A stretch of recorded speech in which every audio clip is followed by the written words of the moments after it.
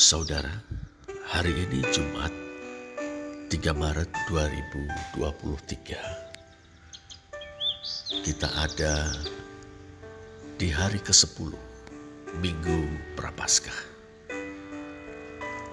Selamat menjalaninya dalam doa, puasa, dan derma.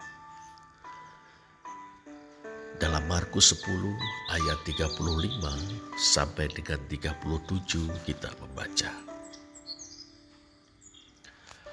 Lalu Yakobus dan Yohanes, anak-anak Zebedeus, mendekati Yesus dan berkata kepadanya, "Guru, kami harap supaya Engkau kiranya mengabulkan suatu permintaan kami." Jawabnya kepada mereka, "Apa yang kamu kehendaki aku perbuat bagimu?" Lalu kata mereka, "Perkenankanlah kami duduk dalam kemuliaan-Mu kelak, yang seorang lagi di sebelah kanan-Mu, dan yang seorang di sebelah kiri-Mu." Saudara, mengawali perjalanan ke Yerusalem, Yesus mengatakan untuk ketiga kalinya bahwa di sana ia akan menderita kekerasan yang luar biasa, baik secara fisik maupun verbal, yang akan mengantar dirinya kepada kematian. Rangkaian kekerasan yang mematikan itu melibatkan baik para imam kepala dan ahli Taurat maupun bangsa-bangsa yang tidak mengenal Allah. Ungkapan Yunani untuk bangsa-bangsa yang tidak mengenal Allah adalah ta'etne. Dalam Alkitab Ibrani, padanan untuk etne adalah goyim. Keduanya memiliki konotasi kafir. Ironisnya, para pemuka agama dari sebuah bangsa yang memandang diri mereka sebagai umat Allah bekerja sama dengan bangsa-bangsa kafir untuk melenyapkan laki-laki bersandal dari Nazaret itu. Yesus sebenarnya juga mengatakan bahwa sesudah 3 hari ia akan bangkit dari kematian. Secara tersirat, ia ingin mengatakan bahwa kekerasan luar biasa yang dialaminya tidak dapat menghentikan dirinya. Para murid tidak terkesan, sebab dalam kepercayaan Yahudi, bangkit sesudah 3 hari merujuk pada kebangkitan orang mati pada akhir zaman. Apa istimewanya seorang Mesias yang mati dibunuh lalu bangkit pada hari kiamat? Bukankah semua orang mati akan mengalaminya? Murid-murid Yesus salah memahami pernyataan Sang Guru yang telah mereka akui sebagai Mesias sejak di Kaisarea Filipi itu. Markus 8 ayat 27 dan 29. Ini ironis. Kakak beradik Yakobus dan Yohanes, yang terbilang di antara 4 murid Yesus yang paling awal, berpikir dalam jurusan yang berbeda. Mereka percaya bahwa Yesus adalah Mesias.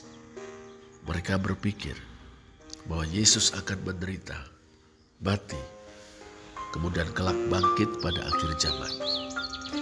Kebangkitan itu akan membawa Yesus ke dalam kemuliaan. Jadi, pada dasarnya kepercayaan dan pemikiran putra-putra Zebedeus itu sama dengan murid-murid yang lain. Tetapi mereka memiliki agenda pribadi. Mereka menginginkan kedudukan di sisi kanan dan kiri Yesus saat Yesus dimuliakan setelah kebangkitannya di akhir zaman. Mereka ingin menjadi yang terkemuka di antara murid-murid laki-laki bersandal dari Nazaret itu. Ironis, di saat Yesus berbicara tentang penderitaan dan kematian yang sudah menanti dirinya di Yerusalem, Yakobus dan Yohanes malah sibuk dengan kedudukan dan kehormatan bagi diri mereka berdua. Ketiga ironi ini, saudara, adalah cermin bagi kita. Mungkin seperti para murid, kadang bahkan sering kita salah memahami maksud Tuhan. Sebab pikiran kita begitu diwarnai oleh dunia. Mungkin kita menginginkan hasil yang instan, menolak proses. Apalagi bila proses tersebut sukar dan butuh perjuangan yang hebat. Seperti para imam kepala dan ahli Taurat, mungkin kita siap untuk mengkompromikan prinsip bila perlu sampai mengorbankan orang lain demi kenyamanan atau kepentingan kita. Seperti Yakobus dan Yohanes, jangan-jangan kita memelihara ambisi untuk menjadi terkemuka, paling dihormati, dan bisa menguasai orang lain.